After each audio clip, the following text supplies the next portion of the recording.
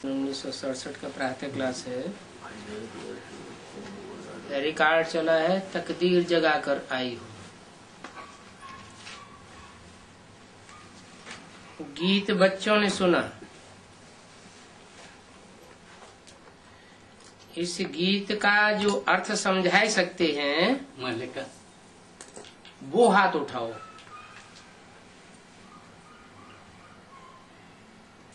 जो नहीं समझा सकते हैं वो हाथ उठाओ।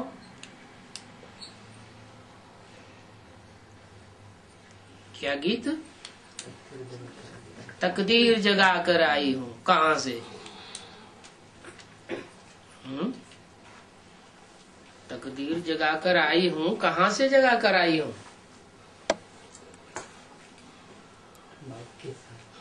बाप के सामने। कहाँ से? From where? कहाँ से? परमधाम से जगा कर आई हूँ। अभी इस जन्म में परमधाम से आई हूँ। हाँ, बनी बनाई बन रही अब कुछ बननी ना है। जो 63 जन्मों में जैसे जैसे कर्म किए हैं, अच्छे अच्छे कर्म किए हैं, तो अंतिम जन्म में भगवान बाप से आकर मिले हैं और तकदीर बन रही है। बड़ौदा की पार्टी ने हाथ उठाया क्योंकि वो नए आए थे। ये तो कॉमन गीत है। इसका अर्थ भी नहीं समझ सकते। तुम तो माली हो, बाप है बागवान। अब मालियों को कांटों से फूल बनाना है तो किस प्रकार के फूल लाए हो?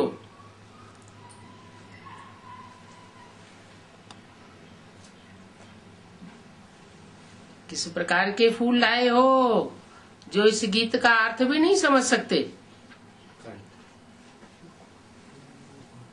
ये अक्षर बहुत क्लियर है। भक्तियां आई हैं भगवान के पास। गीत का अर्थ क्यों नहीं समझ सकते हैं? बाप के पास ज्ञानी बच्चे नहीं आए हैं। कौन आए हैं? भक्तियां आई हैं। ये सब भक्तियां हैं ना। अब ज्ञान की पढ़ाई पढ़ने बाप के पास आई हैं।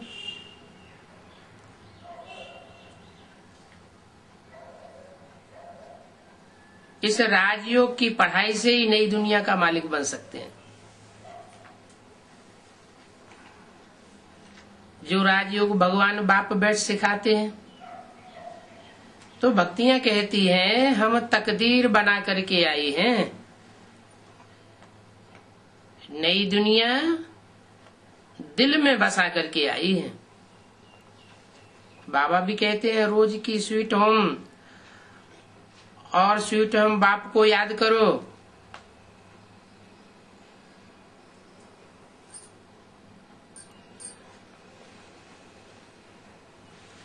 आत्मा को बाप को याद करना है। हर एक सेंटर पर कांटों से फूल बन रहे हैं। वो सेंटर क्या हुए? बगीचे हुए। उन बगीचों में कांटों से फूल बन रहे हैं। फूलों में भी नंबरवार होते हैं। शिव के ऊपर फूल चढ़ाते हैं। कोई कैसे फूल चढ़ाते हैं, कोई कैसे फूल चढ़ाते हैं। कैसे कैसे फूल चढ़ाते हैं? आग के फूल भी चढ़ा देते हैं, धतूरे के भी चढ़ा देते हैं, गुलाब के फूल चढ़ाने वाले भी होते हैं।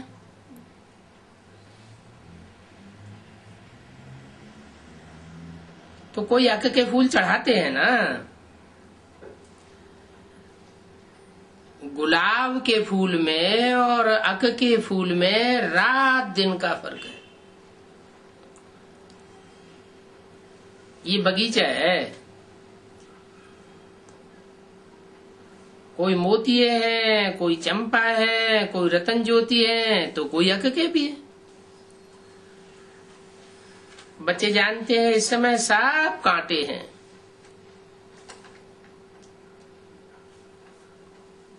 क्या गुलाब के फूल चढ़ाए हैं वो इस समय कांटे हैं, क्या मतलब? हाँ, जो गुलाब के फूल थे जन्म जन्मांतर, वो भी अंतिम जन्म में आकर के नीचे गिर जाते हैं, कांटे बन जाते हैं। ये दुनिया ही कांटों का जंगल है।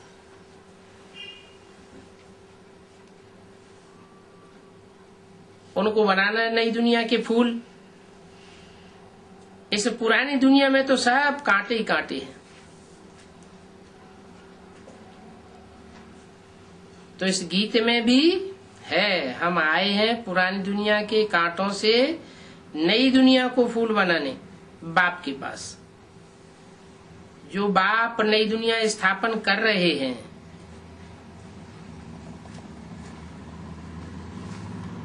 नई दुनिया स्थापन कर रहे हैं या स्थापन करते करते 69 में चले गए, अभी कर रहे हैं। और दीदी दादियां दादाएं स्थापन कर रहे हैं। दीदी दादी दादाओं का काम नहीं है नई दुनिया स्थापन करना। उनका काम होता तो 63 जन्म में भी स्थापन कर लेते। दीदी दादियों की तो बात छोड़ो, जो रामकृष्ण जैसी श्रेष्ठ आत्माएं हैं, धर्म पिताएं हैं, महान आत्माएं हैं, वो भी नई दुनिया स्थापन नहीं कर सके।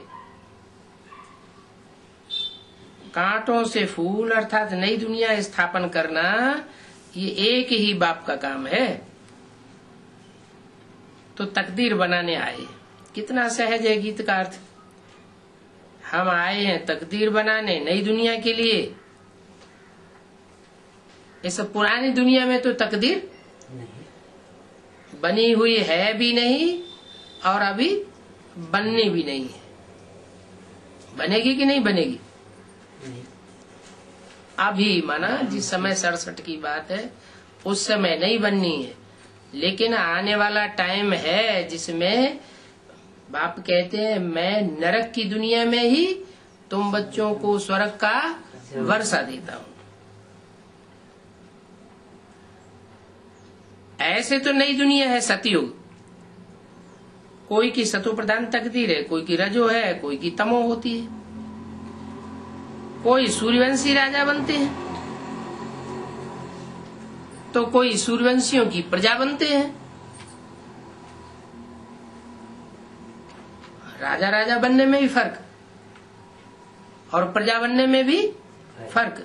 पहले जन्म की जो प्रजा होगी उसकी कोई खासियत होगी। कोई तो प्रजा के भी नौकर चाकर बन जाते हैं, न राजा बनते न प्रजा बनते, प्रजा के भी नौकर चाकर बनते हैं। ये नई दुनिया की राजाई स्थापन हो रही है।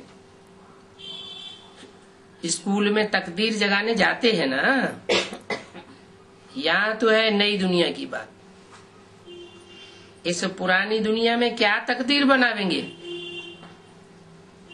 यहाँ तो सब बिच्छू टिंडन जानवर मिसल है।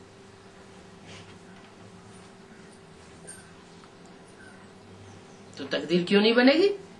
भले सब बिच्छू टिंडन जानवर मिसल हैं, लेकिन बाप तो मिला हुआ है, मिला हुआ है। 67 की बात है।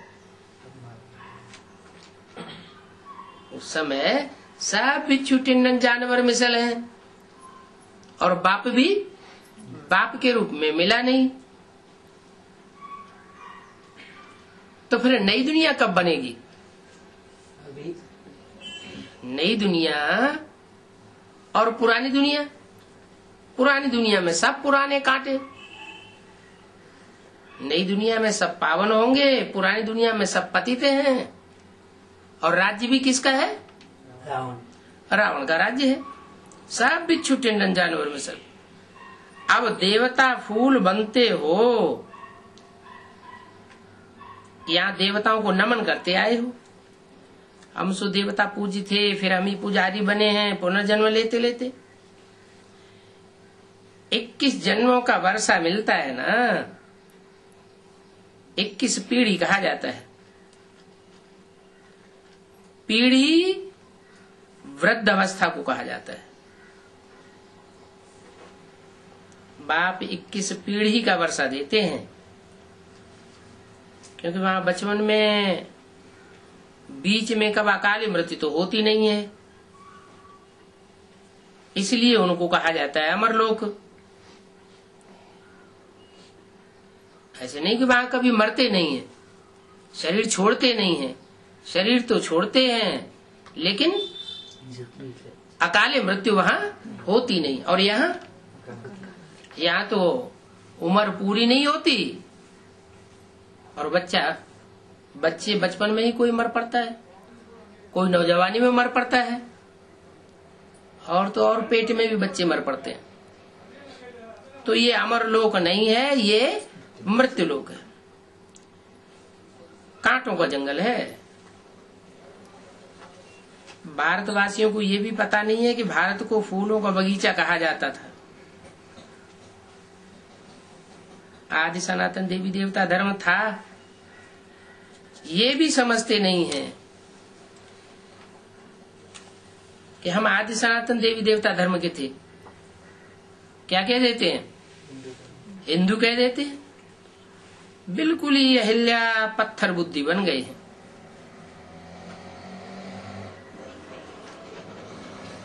ये गीत तो आसुर संप्रदाय का बना हुआ है। वेद शास्त्र आदि जो भी है वो सब आसुर संप्रदाय के बने हुए हैं। ये गीत भी आसुर संप्रदाय का बना हुआ है,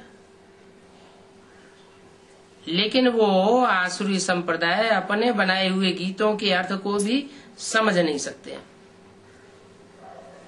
जैसे बाप सभी वेदों शास्त्रों का अर्थ समझाते हैं, तो इन गीतों का भी अर्थ सार समझाते हैं। मनुष्य कुछ भी नहीं जानते, देवताओं के आगे जाकर के महिमा गाते हैं। अब महिमा किसकी गाई जाएगी? कोई अच्छा काम करके जावेगा तो महिमा गावेंगे, महिमा गाते रहते हैं, अर्थ कुछ भी नहीं समझते। जैसे मेढकों में मिसल ट्रांट्रा करते रहते हैं, अर्थ थोड़ा ही है। वैसे भी अभी ये सब बिल्कुल बेसमझ बन पड़े हैं। माया ने बेसमझ बनाई दिया है। यहाँ कोई को भी ले आना है तो समझदार बना करके ले आना है। क्या ऐसे ही नहीं, एक दिन संदेश दिया भगवान आया हुआ है और दूसरे दिन उठा के ले आए। एक एक बात अच्छी तरह उनकी बुद्धि में बैठा करके लाना चाहिए। ऐसे नहीं कि ये कोई मेला मला खड़ा है। क्या वहां तो मेले मलाखड़ों में जाते रहते हैं, नदियों का मेल होता है, भगवान तो वहां होता नहीं, और यहाँ तो भगवान आया हुआ है। कोई समझते हैं कि हम पंडा बन करके जावे। बाबा भी क्या कहेंगे कि माली कौन सा फूल ले आए हैं। मालीपना भी तो सीखना होता है ना। सीखने वाले और सीखे हुए में बहुत फर्क होता है। बाबा मालियों को भी देखते हैं कौन कौन से फूल ले आते हैं। बाप के पास अक तो नहीं ले आना चाहिए।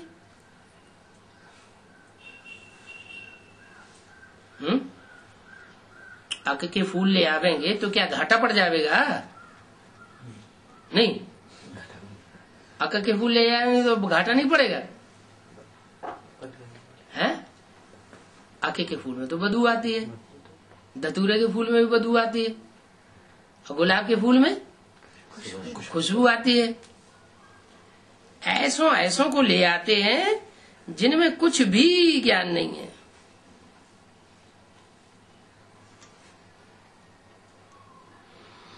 अज्ञान ही भरा पड़ा है, दुर्गंध ही छोड़ते रहते हैं। दुर्गंध कौन सी होती है? विकारों की जिनमें दुर्गंध ज्यादा है जन्म जन्मांतर की, तो दूसरों के अवगुण ही देखते रहते हैं,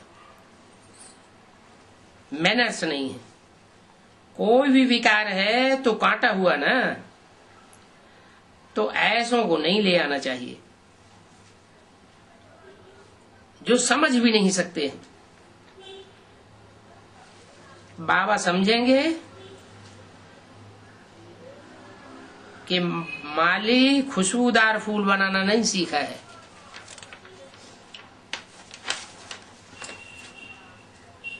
22 फरवरी सन 1967 की वाणी का दूसरा पेज।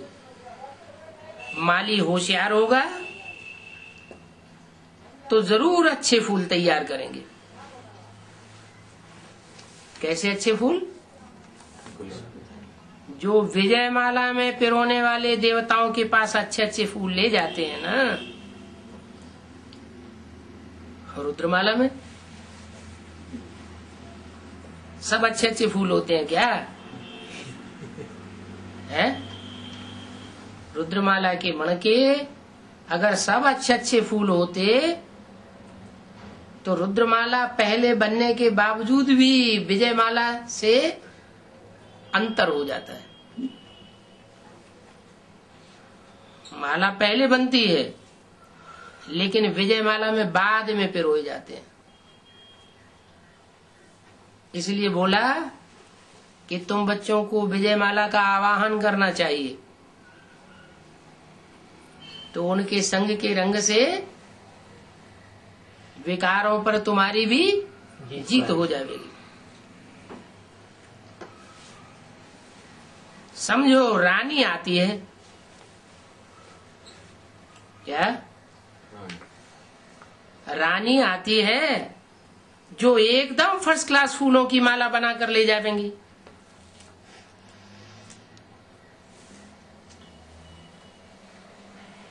मक्खियों की रानी होती है ना, तो उड़ती है तो उसके पीछे पीछे सारा झाड़ जाता है। क्यों इतना संगठन मजबूत होता है? क्योंकि प्योरिटी की पावर जास्ती होती है। यहाँ के मनुष्य तो तमो प्रधान हैं। शिव के मंदिर में भी जाते हैं, समझते भी हैं कि ये भगवान है। ब्रह्मा विष्णु शंकर को तो देवता कहते हैं, शिव को भगवान कहेंगे, तो वो ऊंचते ऊंच हुआ ना। कौन है? शिव। शिव किसे कहेंगे? है भगवान। शिव भगवान को कहेंगे? नहीं बाबा। हाँ, शिव का रूप क्या है? हैं? ज्योति बिंदु। तो ज्योति बिंदु को ऊंचते ऊंच कहेंगे? नहीं बाबा। क्यों? ज्योति बिंदु ऊंचते ऊंचे नहीं है। कंपेयर नहीं। हाँ, बिंदु का बिंदु से कंपैरिजन नहीं कर सकते। क्यों नहीं कर सकते? वो न्यारा है, सबसे न्यारा। अच्छा, वो बिंदु है। हाँ, सभी आत्मा ज्योति बिंदु है। वो कोई रूप में बड़ी छोटी थोड़ी ही है। कंपैरिजन तब करेंगे जब साकार शरीर में प्रवेश करे। तो ब्रह्मा विष्णु शंकर को तो देवता कहते हैं, शिव को भगवान कहेंगे। वो है ऊंचे ते ऊंचे। तो शिव तो बिंदी का नाम है।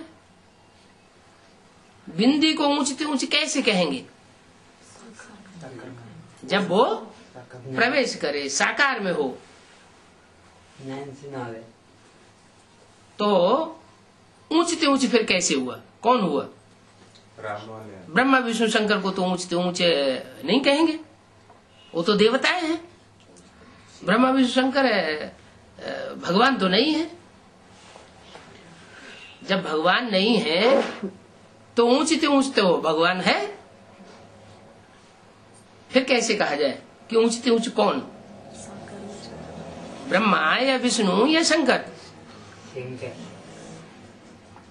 माना उन देवताओं में भी कोई ऊंचते ऊंच देवता है, भले उससे भी ऊंच भगवान है।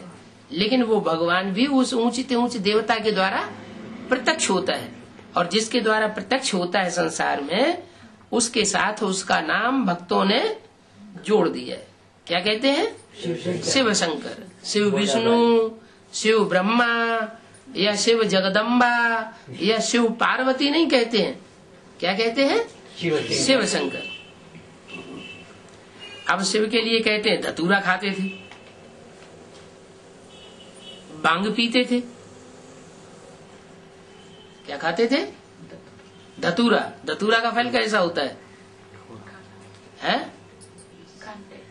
कांटे वाला होता है, और उसके अंदर क्या भरा हुआ होता है?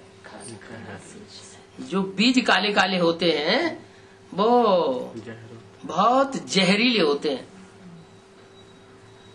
जहरी जहर भरा हुआ है। माना वो धतूरे का फल जो है वो जहरीली आत्माओं का संगठन है। क्या? वो जहरीली आत्माओं का संगठन बनाया, उसका स्वरूप बना दिया धतूरा का फल। कहते हैं वो धतूरा खाते थे, भांग पीते थे। भांग कैसे बनती? भांग भी तो नशा चढ़ाने वाली घास है ना। और फिर वो अकेली नहीं है, उसमें और भी ढेर सारी चीजें मिक्स करते हैं। अब वो स्थूल बातें तो है नहीं, ये तो बेहद की बातें हैं। ग्लानि कर दी है स्थूल बातें समझ करके। तो बाप के पास फूल भी अक के ले आते हैं। क्या? हाँ, जब धतूरा खाते हैं तो फूल भी अक के ले आते हैं। अब ऐसे परमपिता परमात्मा उनके पास क्या ले जाते हैं? अक के फूल ले आते हैं, धतूरे के फूल ले जाते हैं, धतूरा का फल ले जाते हैं। तमो प्रधान कांटों के पास फिर जो तमो प्रधान कांटे हैं उनके पास फिर और क्या होगा?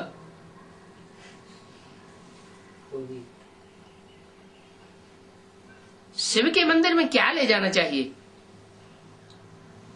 देखो, दूध भी चढ़ाते हैं तो कैसा चढ़ाते हैं? दूध थोड़ा सा और पानी ढेर मिक्स कर देते हैं। क्या मतलब हुआ? शिव जब शिव के रूप में शंकर के द्वारा प्रत्यक्ष होता है तो जो भी आत्माएं आती हैं उनमें ज्ञान, बेसिक नॉलेज का बहुत थोड़ा होता है।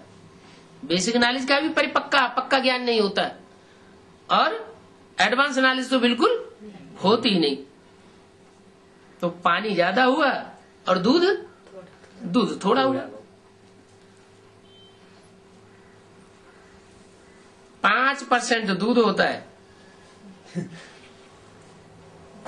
5% ज्ञान जल होता है, और 95% पानी होता है।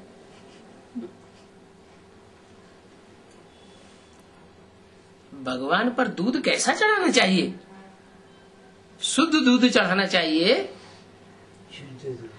है, या पानी मिला हुआ चढ़ाना चाहिए? है? कहाँ से लाए? है? शुद्ध कहाँ से लाए? और सारे बेसिक नॉलेज वाले हैं, शुद्ध कहाँ से आवेगा?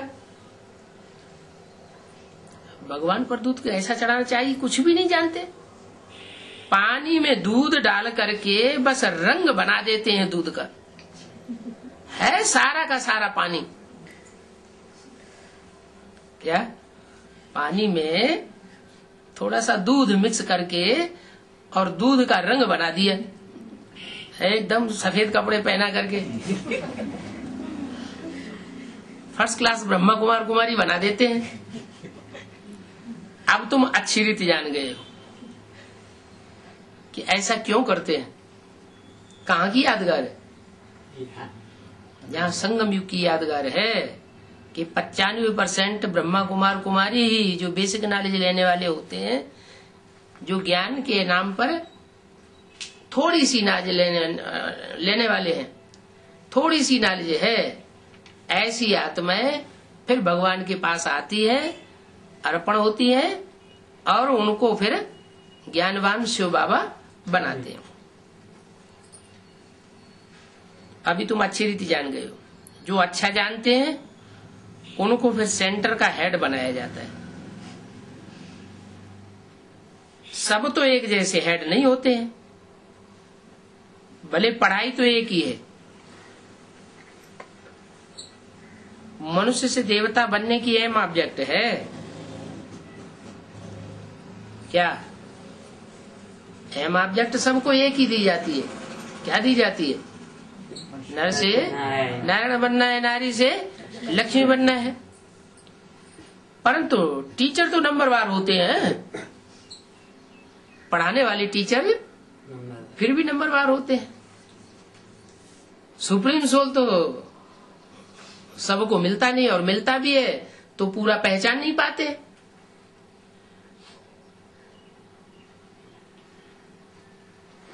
भले पढ़ाई तो एक है। टीचर से नंबरवार होने से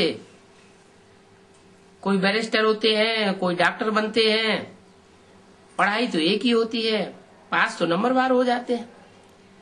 तो सारा मदार पढ़ाई पर है। कोई तो विजयमाला के 8 दानों में आ जाते हैं।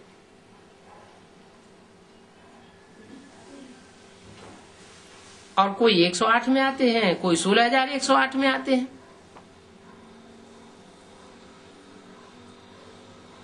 तो देखो पढ़ाई में कितना फर्क पड़ जाता है।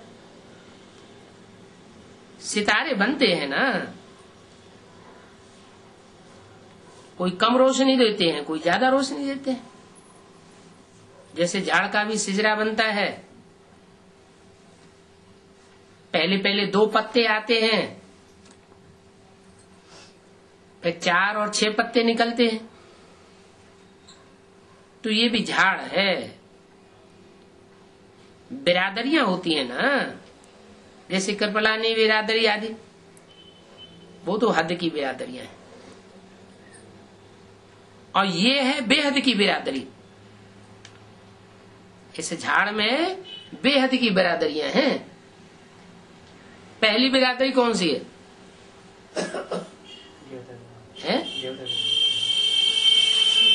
त्रेता में देवता तो होंगे सभी। हाँ, पहली बिरादरी है सूर्यवंशी। फिर दूसरी बिरादरी है सतयुग में जो दूसरा जो सिजरा निकलेगा वो कौन सी बिरादरी के होंगे? चंद्रवंशी। फिर उससे जो सिजरा निकलेगा वो कौन सी होगी?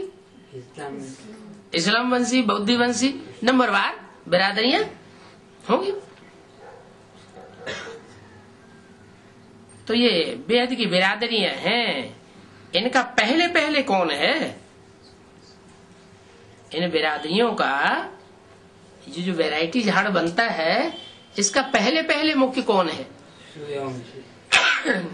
सूर्यवंशी तो है, लेकिन वो व्यक्ति का नाम क्या है जो पहला पहला है? प्रजापिता ब्रह्मा। बिरादरी में ऊंचे से ऊंचे है प्रजापिता ब्रह्मा। इनको कहेंगे ग्रेट ग्रेट ग्रैंडफादर, और है सब great father, Ibrahim, Buddha, Christ वगैरह। और ये है ग्रेट ग्रेट ग्रैंडफादर। परंतु क्या है ये ग्रेट ग्रेट ग्रैंडफादर? क्या है ये किसी को पता नहीं। मनुष्य मात्र विद्वान आचार्य जरा भी नहीं जानते कि सृष्टि का रचयिता कौन है। बिल्कुल ही अहिल्या पत्थर बुद्धि है। जो अज्ञानता वाले हैं उन्हें मिसाल किसका दिया? अहिल्या पत्थर बुद्धि।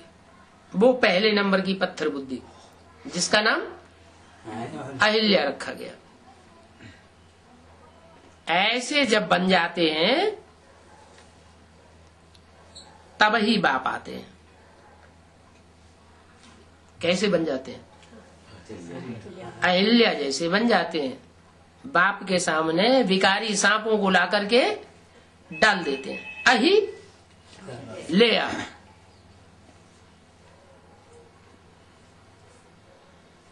माना आँख के फूल बाप के सामने लाकर डाल देते हैं, तब बाप आते हैं। सतयुग में होते हैं पारस बुद्धि। तो अभी तुम आए हो यहाँ अहिल्या से पारस बुद्धि बनने। अहिल्या बुद्धि बन पड़े, अब पारस बुद्धि बनते हो।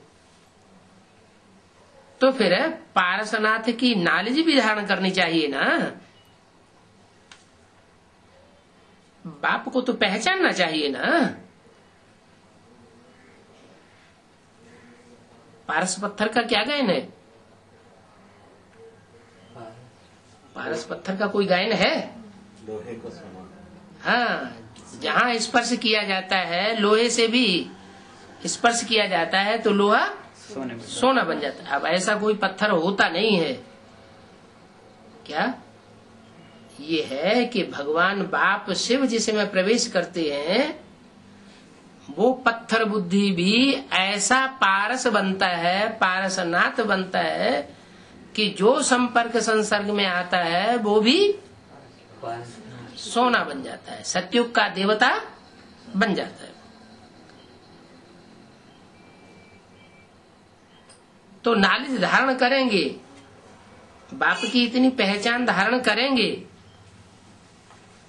तब तो बनेंगे ना। बाप को पहचानना तो चाहिए ना। जो पहचानेंगे वो संसर्ग संपर्क में नजदीक आवेंगे, और पहचानेंगे नहीं तो नजदीक भी आवेंगे नहीं। नजदीक आवेंगे नहीं तो पत्थर से सोना बनेंगे भी नहीं। पढ़ाई का ख्याल करना चाहिए ना। समझो आज आए हैं, कल कुछ हो जाता है, मिट्टी के ढेले बन पड़ते हैं। जैसे मिट्टी का ढेला है, थोड़ी सी ठोकर लगी तो बिखर जाता है। यहाँ भी कोई कोई है, आते हैं, थोड़ी सी माया की ठोकर लगती है तो बिखर जाते हैं, मर जाते हैं। तो ऐसे फिर क्या पद पावेंगे? अब बाप के घर में आते हैं तो बाप के घर में माया बेटी भी तो है। क्या मधुबन में माया नहीं आती है? मधुबन में भी माया आती है। बेटी है, बाप का घर है, तो बेटी कहाँ जाएगी? और उसको तो डायरेक्शन मिला हुआ है क्या, कि जो श्रीमत पर नहीं चलते उनको खूब फटकाओ। तो थोड़ी सी माया की ठोकर लगती है और बिखर जाते हैं, टूट पड़ते हैं। फिर बाप को ही छोड़ करके भाग जाते हैं। तो छोड़ जाते हैं, भाग जाते हैं, तो नजदीक आवेंगे, संसर्ग संपर्क में नजदीक आवेंगे या दूर भाग गए? फिर संकरंग नहीं लग सकता। फिर पत्थर से पारस बुद्धि नहीं बन सकते। फिर क्या पद पावेंगे? नॉलेज तो कुछ भी उठाई नहीं, कुछ भी सीखा ही नहीं, तो क्या पद पावेंगे? दिन प्रतिदिन जो देरी से शरीर छोड़ते हैं उनको टाइम थोड़ा मिलता है क्या? अभी जो शरीर छोड़ेंगे तो उनको पुरुषार्थ करने का टाइम कम मिलेगा या ज्यादा मिलेगा? थोड़ा टाइम मिलेगा, क्योंकि समय ही बाकी 9 वर्ष है क्या? काहे के लिए है 9 वर्ष? 76 के लिए। 67 की वाणी है।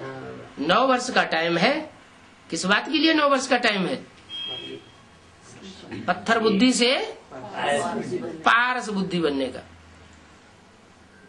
पत्थरनाथ से पारसनाथ बनने के लिए 9 वर्ष का टाइम है। हाँ, तुम्हारे में से जो जावेंगे वो अच्छे घर में जन्म लेंगे। तुम्हारे में से माने किस में से? जो ब्राह्मण बच्चे सामने बैठे हुए थे उनसे कहा कि तुम्हारे में से जो भी अभी शरीर छोड़ेंगे तो कहाँ जन्म लेंगे? अच्छे घर में जन्म लेंगे। महात्मा गांधी के बारे में क्या बोला? महात्मा गांधी मरा, राजकोट में जाकर के कोई अच्छे साहूकार के यहाँ जन्म लिया। वो तो हद की गांधी की बात हो गई। बेहद के गांधी कौन?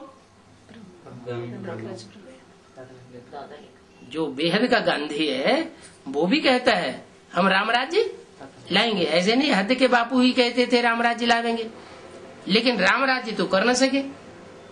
राम राज्य कर सके? राम राज्य कर ही नहीं सके। और ही क्या हो गया? और ही रावण राज्य हो गया। ऐसे ही है बेहद के बापूजी। कौन? भारत के बापूजी कौन? बेहद के ब्रह्मा बाबा। तो उनके लिए इशारा दे दिया कि तुम्हारे में भी जो होंगे, जो अभी जाने वाले हैं, अगर जावेंगे तो कोई अच्छे घर में जन्म ले। कौन से अच्छे घर में जन्म लिया? जो सूर्यवंशी घर है उसमें जाकर के वो आत्मा प्रवेश बुद्ध रूपी गर्भ में प्रवेश कर जाती है। तो संस्कार ले जाते हैं तो आत्मा झट जाग जाएगी, शिव बाबा को याद करने लगेगी। क्या? शरीर छोड़ करके जावेंगे तो संग के रंग से शिव बाबा को याद करने लग पड़ेंगे। संस्कार ही भरे हुए नहीं होंगे तो कुछ भी नहीं होगा। इस ज्ञान को बहुत महामहिमता से समझना होता है। माली अच्छे अच्छे फूलों को ले जाते हैं तो फिर उनकी महिमा गाई जाती है। फूल बनाना तो माली का काम है ना। अब बाप को याद करना आता ही नहीं है तो फूल कहां से बनावेंगे? ऐसे बहुत अच्छे अच्छे बच्चे हैं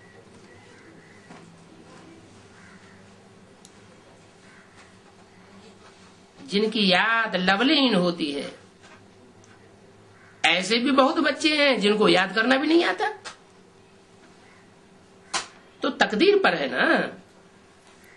तकदीर में नहीं है तो कुछ भी नहीं समझते। बाप कहते हैं बाप को पहचाना है तो पूरी रीति याद करो। बाप को याद करो और बाप जो नई दुनिया बनाने वाला है, नई दुनिया का संगठन बनाने वाला है, उस संगठन को याद करो। गीत में भी गाते हैं ना, हम नई दुनिया के लिए नई तकदीर बनाने आए हैं। 21 जन्मों के लिए बाप से राजभाग लेना है, कोई कम बात नहीं है। क्या 20 जन्मों के लिए नहीं लेना है? 20 जन्मों के लिए जो लेंगे वो बाप से नहीं लेंगे है? जो 20 जन्मों के लिए तकदीर लेंगे वो देवताओं से जन्म लेंगे। और जो 19 जन्मों के लिए लेंगे वो किससे लेंगे? वो उससे नीची बिरादरी वालों से लेंगे। 18 जन्म लेने वाले होंगे, 18 जन्म की तकदीर ले तो उससे नीचे वालों से लेंगे। माना पूरे 21 जन्म की तकदीर जिनकी बननी होगी वो डायरेक्ट बाप से लेंगे। इस नशे में, इस खुशी में रहें कि हम 21 जन्मों की तकदीर बाप से बनाने के लिए आए हैं। तो ऐसे ऐसे गीत का अर्थ आसानी से समझ जावे। खुशी में रहें। तो स्कूल में भी कोई की तकदीर में नहीं होता है तो फेल हो जाते हैं। यहां तो बहुत बड़ी परीक्षा है। ये नॉलेज सभी धर्म वालों के लिए है। क्या? सभी धर्म वालों के लिए ये नॉलेज है। तो फिर 500 करोड़ ये नॉलेज लेकर के देवता क्यों नहीं बनते? बंद करो बंद करो बंद करो बंद करो। बाप कहते हैं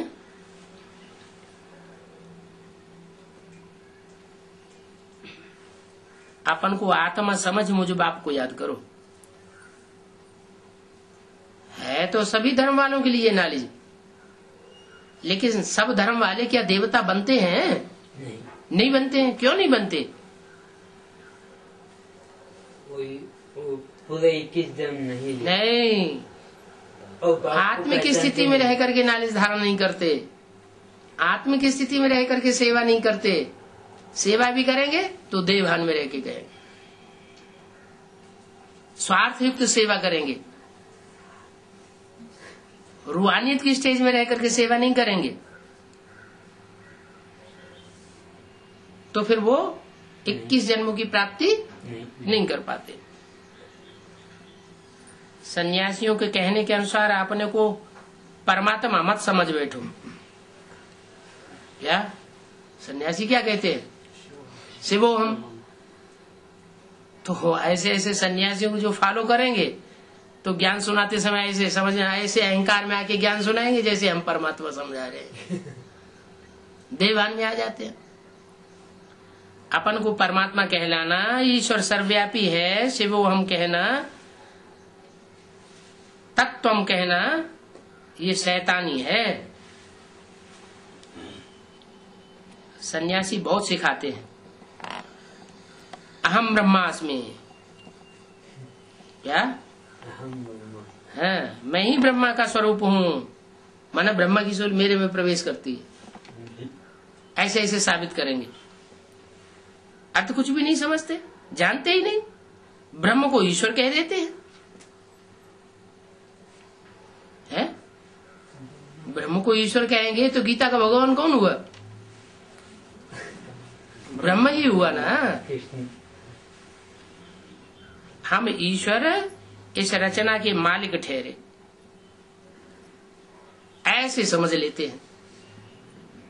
अच्छा, मालिक ठहरे तो रचयिता और रचना के आदि मध्य अंत का ज्ञान तो सुनाओ। रचयिता कौन है इस सृष्टि का, और इस सृष्टि का रचना कौन है, पहली पहली रचना कौन है, उसके आदि मध्य अंत की सारी कहानी सुनाओ। परंतु ऐसे ऐसे परिचय उनसे पूछे कौन? खुद को नहीं जानते हैं तो पूछेंगे कैसे? ये बातें तुम अभी समझते हो, और कोई को इन बातों को पता ही नहीं है कि तुमको पढ़ाने वाला कौन है। वो तो श्री कृष्ण को भगवान कह देते हैं।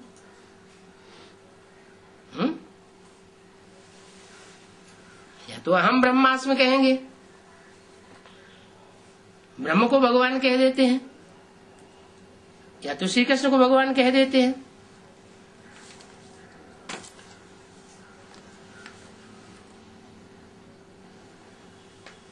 खुद भगवान है तो क्यों नहीं अपने ही लिए कहते? 22 फरवरी 67 की वाणी का तीसरा पेज। एक कृष्ण के लिए ही क्यों कहते हैं कि कृष्ण भगवान वाच अहम ब्रह्मास्मि? जो भी सन्यासियों का फॉलोअर हो उसको मंत्र मिला हुआ है अहम ब्रह्मास्मि, तो सभी ब्रह्मा के रूप हो गए, सभी कृष्ण के रूप हो गए। तो अपने लिए ही कहें, एक कृष्ण के लिए क्यों कहते हैं कृष्ण भगवान वाच? वो भी भगवान तो है ही नहीं, मनुष्य को भगवान तो कह ही नहीं सकते।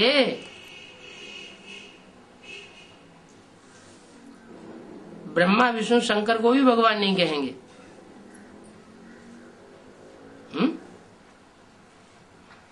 वो भी देवताएं हैं, सूक्ष्म वतनवासी है। यहाँ है मनुष्य, यहाँ देवताएं नहीं हैं। ब्रह्मा देवता विष्णु देवता कहते हैं। क्या? ब्रह्मा देवताय नमः, विष्णु देवताय नमः। मूल वतन में रहती हैं आत्माएं। यहाँ ये है मृत्युलोक, ये लक्ष्मी नारायण आदि दैवी गुण वाले मनुष्य हैं। डीटीज्म कहा जाता है। सतयुग में तो सभी देवी देवता है, तो वो धर्म के होंगे ना, सूक्ष्म वतन में है ही ब्रह्मा विष्णु शंकर। गाते भी है विष्णु देवताई नमः, शंकर देवताई नमः। फिर कहते हैं शिव परमात्माई नमः। शंकर देवताई नमः कहने के बाद फिर क्या कहते हैं?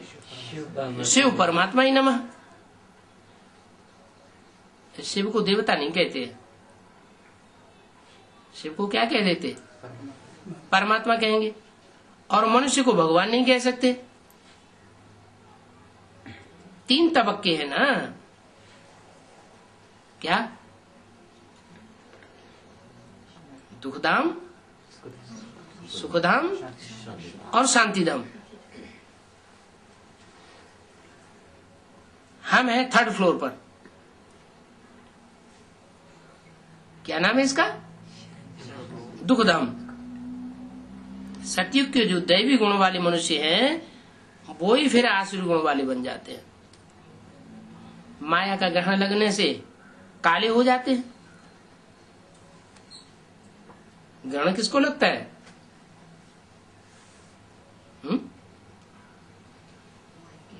बच्चों कहते हैं सूर्य ग्रहण, चंद्र ग्रहण। लेकिन वास्तव में क्या सूर्य को ग्रहण लगता है? सूर्य तो आग का गोला है, उसको तो ग्रहण लगता ही नहीं। सूर्य से रोशनी लेता है चंद्रमा, तो चंद्रमा को ग्रहण लगता है, सूर्य को ग्रहण नहीं लगता है। चंद्रमा को ग्रहण लगता है ना, वो हद की बात है। और यहाँ वेद की बात है। क्या है वेद की बात? ये जो ज्ञान चंद्रमा ब्रह्मा है चैतन्य में, इस आत्मा को माया का ग्रहण लगता है। बेहद का दिन है और बेहद की रात है। जब इनको माया का ग्रहण लगता है तो बेहद की रात होती है। जैसे बेहद की रात में कोई को भी पक्का निश्चय नहीं बैठ पाता कि ये भगवान है। माया अंधेरा ला देती है। जब जो मुख्य आत्मा है कौन? ब्रह्मा। एक के पतित बनने से सब पतित बन जाते हैं, एक के पावन बनने से सब पावन बन जाते हैं। तो उसी की बुद्धि में जब नहीं बैठता कि गीता का भगवान कौन है, वो समझते हैं मैं ही हूं, कृष्ण भगवान है। तो घड़ी घड़ी जाकर के गुलजार दादी में प्रवेश हो जाते हैं। तो गाते भी हैं ब्रह्मा का दिन, ब्रह्मा की रात, परंतु समझते नहीं है कि ब्रह्मा के दिन को ब्रह्मा की रात बनाने वाला, ब्रह्मा की रात को ब्रह्मा का दिन बनाने वाला कौन है? कोई पूछे किसको? कहते हैं ब्रह्मा का दिन, ब्रह्मा की रात। तो कहेंगे ये तो बात शास्त्रों में है, ब्रह्मा का दिन और ब्रह्मा की। अब ये शास्त्रों में ये बातें कहां से आई? कहां की यादगार शास्त्रों में भरी हुई है? ये तो संगम युग की बातें हैं। संगम युग में भगवान बाप आते हैं, तो जो नहीं समझते हैं, बेसिक नॉलेज तक ही बात बुद्धि में रहती है,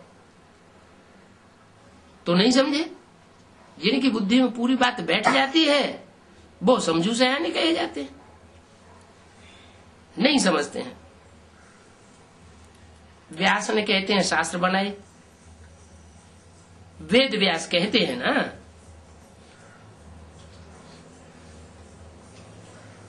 ये व्यास कौन था जिसने भक्ति मार्ग के बैठ करके शास्त्र बनाए?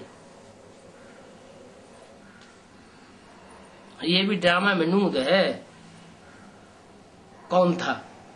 वेद व्यास।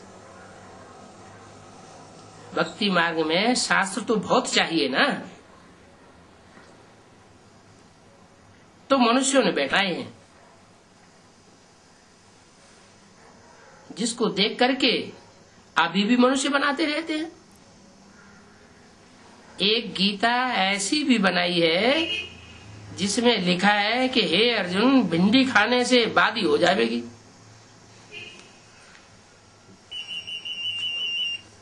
करेला खाने से फायदा होगा। ये बातें भगवान बैठ समझाते हैं क्या? माना भिंडी खाने से बादी होगी, करेला खाने से फायदा होगा। ऐसी ऐसी बातें बनाई दी हैं। अभी तुमको तो शास्त्रों को भी याद नहीं करना है, इन शास्त्रों को भूल जाओ। मैं जो सुनाता हूं वो ही बातें इन आर्गन से सुनो। क्या बहुत से ज्ञान में चलने वाले ऐसे होते हैं कि शास्त्रों की ढेर सारी बातें प्रश्न पूछते रहते हैं। बाप कहते हैं इन शास्त्रों में तो सारा भूसा भरा हुआ है, तुमको क्या सुनना है? मैं जो सुनाता हूं सो सुनना है। जो शास्त्रों का सार मैं सुनाता हूं उन पर विचार सागर मंथन करना है, और ढेर का ढेर लंबे चौड़े शास्त्रों की बातों में नहीं जाना है। भक्ति मार्ग में औरों के द्वारे सुन, हाँ,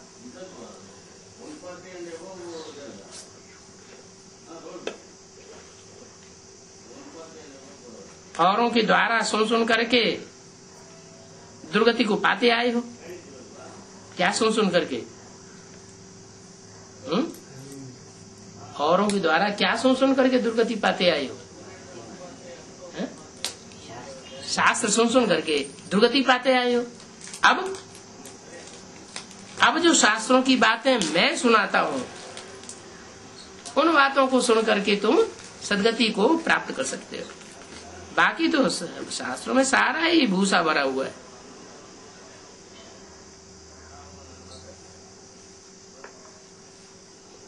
मैं तो ज्ञान का सागर हूं, वो विद्वान आदि तो भक्ति के शास्त्रों के सागर हैं। वेद शास्त्र आदि तो बहुत मिलते हैं ना, उनको टाइटल मिल जाता है। ये सब है भक्ति मार्ग दुर्गति की बातें। इन शास्त्रों की बातों को सुनते सुनते क्या होगा? दुर्गति हो जाएगी।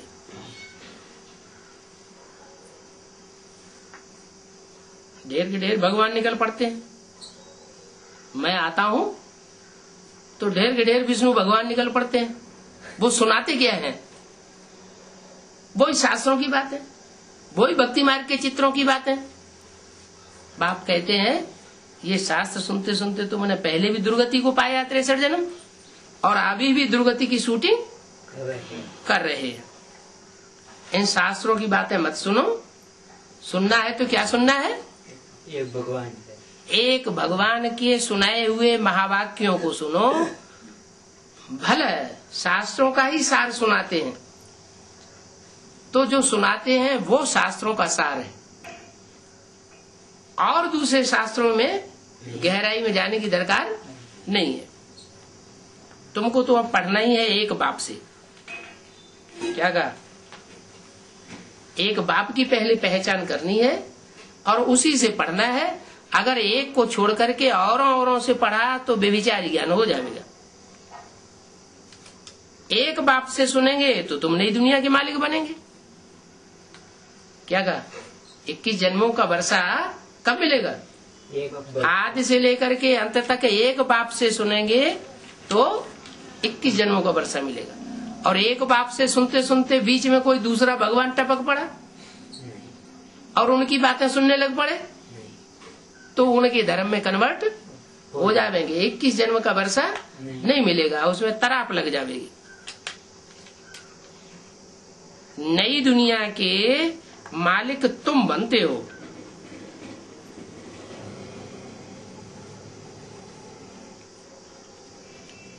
ये गीता पाठशाला है।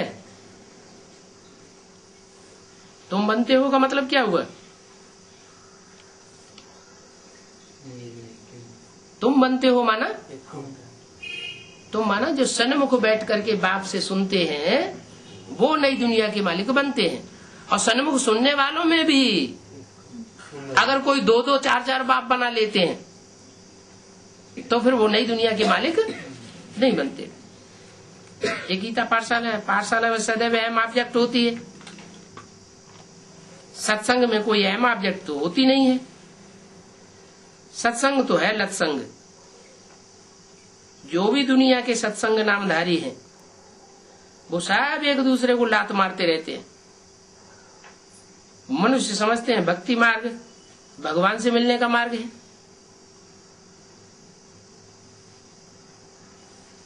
जितना भक्ति करेंगे तो भगवान राजी हो जाएगा और आकर के हमको फल देगा।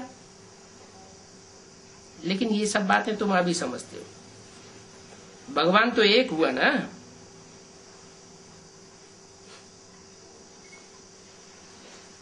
तो जो फल देते हैं वो अब दे रहे हैं। जो पहले पहले सूर्यवंशी पूज्य थे उन्हीं ने सबसे जास्ती भक्ति की है। क्या सबसे जास्ती भक्ति भी कौन करते हैं?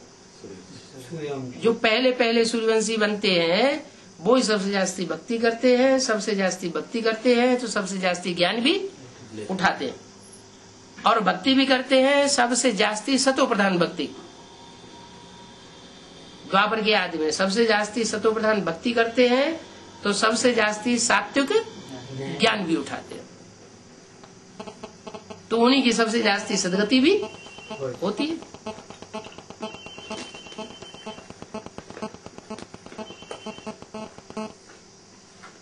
तो जिन्होंने सबसे जास्ती भक्ति की है वो ही यहाँ आवेंगे। कहाँ? भगवान बाप के सामने वो ही आवेंगे। तुमने ही पहले पहले अभिविचारी भक्ति शिव बाबा की है।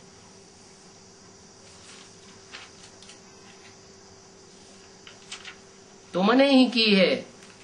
क्या? तुमने ही पहले पहले शिव भक्ति शिव बाबा की है। इसने नहीं की है। किसने? ब्रह्मा बाबा ने की। ब्रह्मा ने भक्ति शिव बाबा की भक्ति शिव बाबा की भक्ति ब्रह्मा ने की है। की कैसे? सोमनाथ मंदिर वो सोमनाथ मंदिर बनाने के लिए सिखाया किसने उसे? शिव बाबा से। सोमनाथ मंदिर बनाना किसने सिखाया? सोमनाथ ने सिखाया। सोमनाथ ने सिखाया। सोमनाथ ने को सिखाया। अरे ब्रह्मा की सोल द्वापर युग के आदि में राजा विक्रमादित्य बनती है, उसको सोमनाथ नहीं कहेंगे? उसको सिखाया। तो जो सिखाने वाला है वो ज्यादा भक्ति जानता है या जो सीखने वाला है वो ज्यादा भक्ति जानता है?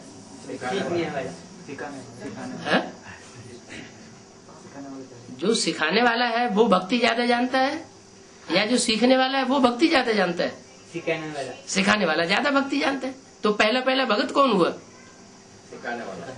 पहला पहला भगत सो पहला पहला ज्ञानी ब्राह्मण। जो पहला पहला ब्राह्मण है सो पहला देवता, सो पहला क्षत्रिय, सो पहला वैश्य, सो पहला शूद्र, सो पहला फिर ब्राह्मण।